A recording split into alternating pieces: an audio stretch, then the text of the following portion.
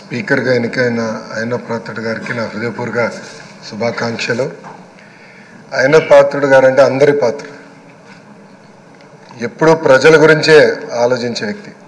అధికారంలో ఉన్న ప్రతిపక్షంలో ఉన్న ప్రజల సమస్యలు ఎట్లా పరిష్కరించాలని ఆలోచించే వ్యక్తి అయ్యన్న పాత్రుడు గారు. అయ్యన్న పాత్రుడు గారు అంటే ఒక పోరాటం, ఒక పౌరుషం. ఇప్పుడే పవనన్న అన్నట్టు క్షణికావేశం కూడా ఉండేది, ఇప్పుడు ఇంకా అవకాశం లేకుండా పోయింది. 1983లో విశ్వవిఖ్యాత నడసార్వభౌమ స్వర్గీయ శ్రీ నందమూరి తారక రామారావు గారు ఆనాడు తెలుగుదేశం పార్టీని స్థాపించినప్పుడు 25 సంవత్సరాల వయసులో మీరు ఆనాడు పోటీ చేశారు, ఎమ్మెల్యే అయ్యారు. ఆనాడు భారతదేశంలోనే సెకండ్ యంగెస్ట్ ఎమ్మెల్యేగా అయ్యన్న పాత్రుడు గారు నిలబడ్డారు. 25 సంవత్సరాల వయసులో మీరు మంత్రిగా కూడా అయ్యారు. 7 సార్లు శాసనసభ్యుడిగా, ఒకసారి ఎంపీగా కూడా మీరు ఉన్నారు. 7 సార్లు ఒకే నియోజకవర్గం, నర్సీపట్నం నియోజకవర్గం ఏ అదృష్టం చేసుకుందో నాకు తెలియదు, కానీ 7 సార్లు కూడా నర్సీపట్నం నియోజకవర్గం ఎమ్మెల్యేగా మీరు నిలబడ్డారు. 16 సంవత్సరాలు మీరు మంత్రిగా చేశారు. చూస్తే టెక్నికల్ ఎడ్యుకేషన్ కానీ 3 సార్లు R&B, forest, environment, science and technology, Panchayati Raj గ్రామీణాభివృద్ధి శాఖ మంత్రిగా కూడా మీరు చేశారు. ఈ హౌస్లో ఎవరికి పక్కన ఒక అదృష్టం నాకు దక్కింది, మీ తర్వాత పంచాయతీరాజ్ గ్రామీణాభివృద్ధి శాఖ మంత్రి ఏదో అవకాశం నాకు దక్కింది. ఆనాడు మీరు ప్రారంభించిన పనులని పూర్తి చేసే అవకాశం నాకు ఇచ్చారు. మీ నాయకత్వంలో 25,000 కిలోమీటర్లు సీసీ రోడ్ వేసాం, ప్రహరీ గోడలు కట్టాం, పంచాయతీ భవనాలు కట్టాం, గ్రామాలు కూడా ఆనాడు యుద్ధ ప్రాతిపదికంగా తాగునీటి పథకాలు కూడా కలిసి ఏర్పాటు చేశారు. అంతేకాకుండా నాకు ఎప్పుడు సలహాలు కావాలన్నా, సూచనలు కావాలని మీకు ఫోన్ చేసేవాడిని, మిమ్మల్ని అడిగి తెలుసుకునేవాడిని.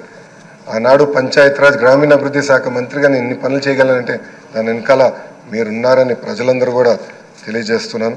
ఇంతేకాకుండా పెద్దలు గౌరవ ముఖ్యమంత్రి గారు చెప్పినట్లు ఆనాడు ఉత్తరాంధ్ర సుజల సవంతి ఇరిగేషన్ కోసం కూడా మీరు పెద్ద ఎత్తున పోరాడారు. నాకు బాగా గుర్తు, తెలుగుదేశం పార్టీ విశాఖపట్నంలో మహానాడు ఏర్పాటు చేసుకుంటే ఎట్టి పరిస్థితుల్లో అనౌన్స్ చేయాలి అని పట్టుబట్టారు.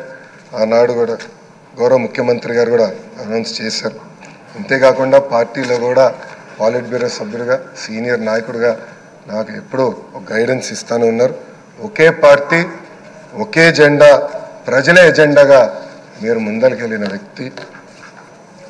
గత 5 సంవత్సరాలు మీరు కూడా ప్రభుత్వం చేతిలో ఒక బాధ్యతలు, 23 కేసులు మీ పైన కూడా బంపర్ ఆఫర్ మీ పైన కూడా పెట్టారు.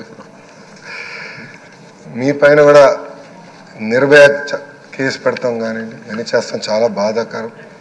ఆనాడు కావాలని ఇల్లు ఇల్లీగల్గా ఉందని కోర్టు కూల్చొద్దు అని చెప్పినా కూడా అతి ఉత్సాహంతో అధికారుల్ని, పోలీస్ సోదరులను పంపించి మీ ఇల్లు పైన కూడా దాడి చేశారు, కుటుంబం పైన దాడి చేశారు. మీ భార్య కానీ 2 అబ్బాయిలు కూడా బాధితులై ప్రభుత్వం చేతుల్లో. ఆనాడు నేను నర్సీపట్నంకు వెళ్ళాను, కుటుంబాన్ని కలిసినప్పుడు వాళ్ళని ఒకటే అడిగాను, ఇక్కడికి మీరు ఎందుకు వచ్చారు, మీ అవసరం రాష్ట్రానికి ఉంది, ఏం పర్వాలేదు, అయ్యన్న పాత్రుడు గారు పోరాడతారు, ఎక్కడికి వెళ్ళరు, మీరు వెళ్ళి అందరు కార్యకర్తల్ని కాపాడండి అని తల్లి కూడా నాకు చెప్పడం జరిగింది. నేను అది ఎప్పుడూ మరవలేను. రాజకీయాలు చూసి పెరిగిన వ్యక్తి. ఒకప్పుడు శాసనసభ జరుగుతుందంటే రాత్రి 2-3 వరకు కూడా జరిగేది. ముఖ్యమంత్రి గారు, ప్రతిపక్ష నేత హోరాహోరీగా చర్చలు చేశారు. యువకులుగా మేమందరం చూసేవాళ్ళం. ఉందాతనంగా సభ జరిగేది. ఎవరన్నా స్పీడ్గా మాట్లాడినా రెండో రోజు సభకొచ్చి కొంచెం స్పీడ్గా మాట్లాడడం, క్షమించండి అని కూడా కోరిన రోజులు అందరం చూసాం. కానీ గత 5 సంవత్సరాలు అన్నీ లేకుండా పోయినాయి. ప్రజలు కూడా ఒక మాటలో చెప్పాలంటే శాసనసభని అసహించుకునే పరిస్థితి వచ్చింది. ఇది చాలా చాలా బాధాకరం. ఇక్కడ చాలామంది మొదటిసారి శాసనసభ్యులు ఉన్నారు. మీ నాయకత్వంలో నేర్చుకునేదానికి మేము ఈ హౌస్కి వచ్చాం. సభ సాంప్రదాయాలు ఏంటి, ఎలా ముందలు తీసుకెళ్ళనేది మీరు మమ్మల్ని అందరినీ గైడ్ చేయండి. యంగ్స్టర్స్గా గతంలో ఎట్లయితే సభ జరిగేదో, పెద్దలు ఎలా ఈ సభని నిర్వహించారో నేర్చుకోవాలన్న ఆలోచనతో మేమందరం ఇక్కడికి వచ్చాం. మీ ప్రోత్సాహం ఎప్పుడు మాకు ఉండాలని మిమ్మల్ని అందరినీ అధ్యక్ష వారిని నేను కోరుతున్నాను. అంతేకాకుండా మాకు నాయకత్వం అందించండి, లీడర్షిప్ ఇవ్వండి. హౌస్ని మేమందరం మీరు చెప్పిన మాట మీద నిలబడతాం. గౌరవ ముఖ్యమంత్రి గారు మన మంత్రులు కలిసినప్పుడు మాకు చెప్పారు,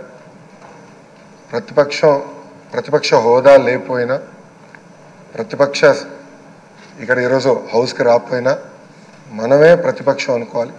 ప్రజల తరపున నిలబడాలి, ప్రజల తరపున పోరాడాలి, ప్రజల సమస్యలు తెలుసుకోవాలి, ప్రజలకు కావాల్సిన చట్టాలు మనం తీసుకురావాలని చాలా స్పష్టంగా చెప్పారు. దానికి మీ సహకారం చాలా చాలా అవసరం అని మిమ్మల్ని నేను కోరుతున్నాను. అయ్యనాథ్ పాత్రుడు గారిపైన ఎన్ని కేసులు పెట్టినా, ఎన్ని రకాలుగా హింసించినా ఆయన ఒకే మాట చెప్పేవారు, నేను తగ్గేదే లేదనేవారు. అహర్నిశలు పోరాడేవారు. గన్నవరం సభలో కూడా మీరు ఆనాడు వచ్చి మాట్లాడితే కూడా మరుసటి రోజు మీ పైన కేసు పెట్టి నాన్ బెయిలబుల్ వారెంట్ కూడా ఇష్యూ చేస్తాం చూసాం. కానీ అయ్యనాథ్ పాత్రుడు ఎప్పుడు తగ్గలేదు, ఎప్పుడు పోరాడితే ఉన్నారు. ఆ స్ఫూర్తిని మేము అందరం కూడా హౌస్కి తీసుకెళ్తాం. మీ దగ్గర నుంచి మేము చాలా నేర్చుకోవాల్సిన అవసరం ఉంది. సో మా లాంటి యువకుల్ని ఈ హౌస్లో మీరు గైడ్ చేయాలని ఈ సభాముఖంగా కోరుకుంటూ నాకే అవకాశం ఇచ్చిన మీకు నా హృదయపూర్వక నమస్కారం. సత్యకుమార్ యాదవ్ గారు.